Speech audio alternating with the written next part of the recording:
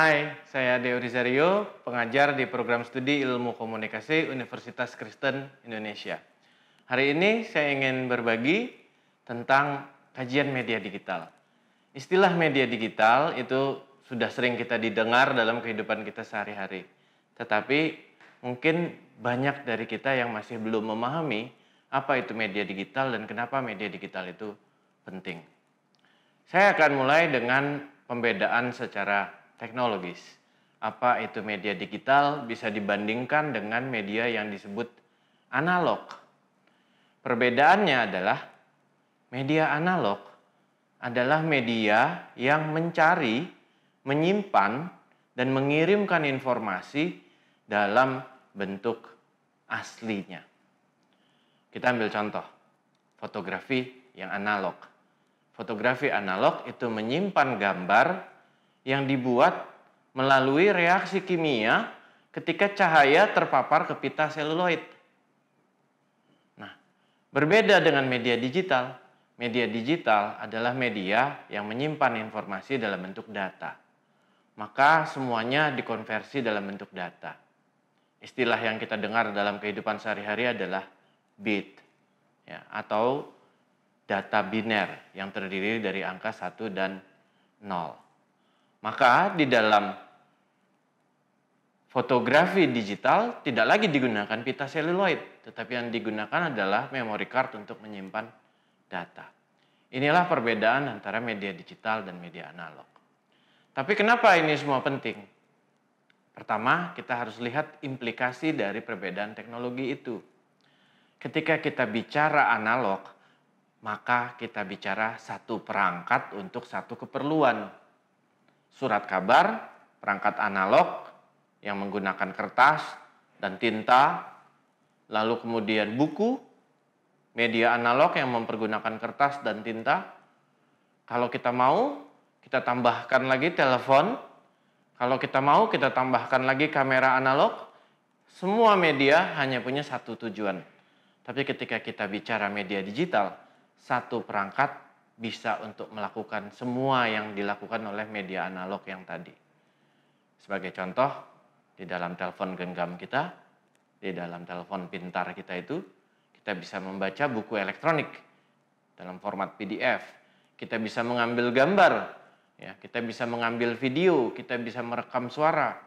Satu perangkat untuk semua tujuan, sehingga dia menjadi lebih efisien. Nah, itulah kelebihan dari media digital yang pertama.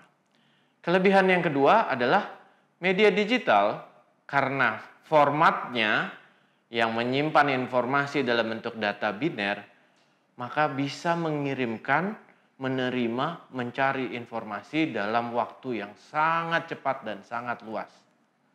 Berbeda dengan surat kabar misalnya. Anda untuk mencari satu informasi dari surat kabar harus membolak-balik halaman dan seterusnya. Tetapi dengan media digital, Anda bisa mencari satu informasi yang Anda butuhkan cukup dengan mengetikkan beberapa kata, kemudian men-search-nya. Anda bisa menemukan begitu banyak informasi. Dan cepat.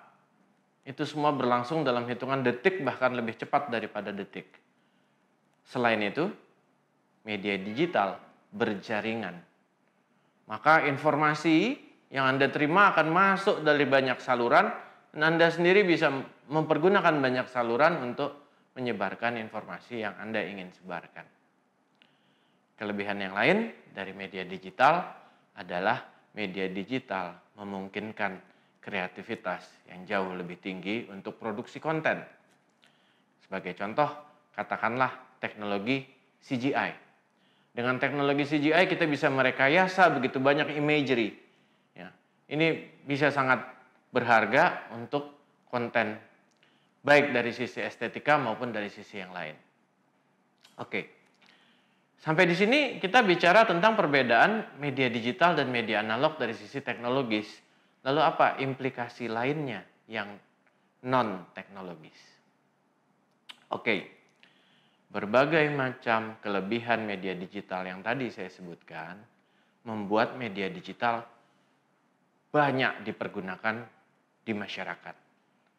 Dan ini memicu terjadinya 3 hal besar Yang pertama, terjadinya yang disebut revolusi komunikasi. Cara berkomunikasi kita sekarang menjadi sangat berbeda. Cara kita berinteraksi menjadi sangat berbeda. Kita berinteraksi menjadi, ambil contoh, asinkronis. Kita bisa mengirim pesan kapanpun kita mau dan bisa menerima pesan kapanpun kita mau. Pesan itu masuk di dalam perangkat kita bisa pada waktu yang sama, bisa pada waktu yang berbeda. Sinkronus dan asinkronus. Nah, apa artinya dari itu semua? Komunikasi kita menjadi berbeda dari segi temporalitas. Kita juga berkomunikasi misalnya dengan orang-orang yang berada dalam letak geografis yang sangat jauh dari kita. Dengan budaya yang sangat berbeda dengan kita. Lalu komunikasi tidak lagi bersifat satu arah. Komunikasi tidak lagi bersifat dua arah. Kalau kita lihat media analog, radio misalnya, radio konvensional sudah bersifat dua arah. Ketika ada penyiar dan ada pendengar. Dan pendengar bisa memberikan feedback kepada penyiar dengan menelpon studio radionya. Tetapi berbeda dengan media digital. Media digital sudah bersifat multi arah atau multi direction. Di dalam media digital, Anda adalah pengguna, Anda juga adalah produsen dari pesan. Anda adalah pengirim, Anda adalah penerima, Anda juga adalah komentator. Dan itu bisa Anda lakukan lintas platform. Anda bisa lakukan lintas media. Inilah yang disebut dengan revolusi komunikasi. Cara kita berkomunikasi menjadi sangat berubah. Yang kedua adalah terjadinya yang disebut dengan nama digitisasi. Apa itu digitisasi? Digitisasi adalah ketika semua hal-hal yang tadinya berbentuk analog diubah menjadi bentuk digital. Contohnya uang. Saat ini kita mengenal uang elektronik. Uang tidak lagi hanya dalam bentuk fisik. Itu adalah contoh digitisasi. Berikutnya yang terjadi karena media digital adalah yang kita sebut dengan digitalization. Apa itu digitalization atau digitalisasi itu? Digitalisasi adalah proses di mana semua aspek kehidupan kita mulai mengadopsi teknologi digital. Ambil contoh pendidikan. Pendidikan yang masih konvensional, mengenal ruang kelas, guru mengajar di ruang kelas, siswa atau mahasiswa masuk ke ruang kelas, ikut berdiskusi, ikut mendengarkan pengajaran atau perkuliahan. Saat ini kita sudah kenal cara yang baru, cara yang berbeda. Belajar melalui electronic learning system atau electronic learning management di mana pengajaran dilakukan secara online menggunakan media digital. Nah, itu adalah contoh digitalisasi.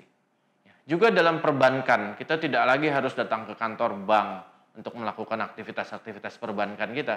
Kita bisa melakukan aktivitas perbankan kita melalui telepon seluler yang kita punya. Dari tiga hal tadi, revolusi komunikasi, digitisasi, dan digitalisasi, ketiganya bekerja sama menghasilkan yang kita sebut digital transformation atau transformasi digital. Apa itu transformasi digital? Transformasi berarti perubahan. Transformasi digital artinya masyarakat berubah menjadi yang kita sebut masyarakat digital. Di mana semua aspek kehidupannya dipengaruhi oleh media digital. Nah, inilah sebabnya media digital menjadi penting untuk kita pelajari. Kita ambil sebuah contoh, politik. Aspek politik dalam kehidupan masyarakat digital sangat berbeda dengan masyarakat sebelumnya. Masyarakat sebelumnya misalnya mengandalkan media massa untuk mendapatkan informasi politik. Harus berdemonstrasi atau berujuk rasa untuk menunjukkan opini mereka, menunjukkan keresahan mereka. Tapi saat ini tidak lagi. Masyarakat tidak lagi mengandalkan media massa untuk mendapatkan informasi politik. Masyarakat bisa mencari informasi politik dari berbagai macam sumber. Masyarakat bisa berpartisipasi atau menyampaikan opininya dalam bidang politik melalui berbagai macam platform. Bisa membuat video di sosial media, bisa membuat komentar di sosial media, dan seterusnya. Itu kita bicara aspek politik. Aspek ekonomi juga berubah. Aspek ekonomi, kita tidak lagi mengenal yang namanya belanja datang ke toko. Ya. Kita mengenal pengalaman baru belanja secara online. Bahkan uang yang digunakan sudah uang elektronik. Aspek ekonomi berubah. Aspek pekerjaan, orang bisa bekerja dari rumah. Ya, memanfaatkan media digital. Menjadi misalnya seorang analis dan seterusnya. Dan aspek terakhir yang tidak kalah penting adalah aspek budaya. Kita melihat bagaimana budaya berubah dengan begitu cepatnya. Setiap hari ada tren baru, selera baru, ada bentuk seni-seni yang baru. Kita lihat berbagai macam ekspresi kebudayaan yang baru, mulai dari makanan, musik, dan seterusnya. Dan ini merupakan sesuatu yang sifatnya percampuran. Kenapa? Karena media digital itu berjaringan. Media digital mempertemukan kita dengan aspek-aspek kebudayaan dari belahan dunia yang lain. Maka ketika transformasi digital terjadi, masyarakat digital terbentuk, mau tidak mau kita harus memperhatikan dan mempelajari media digital. Terima kasih, sampai ketemu di video saya berikutnya. Salam.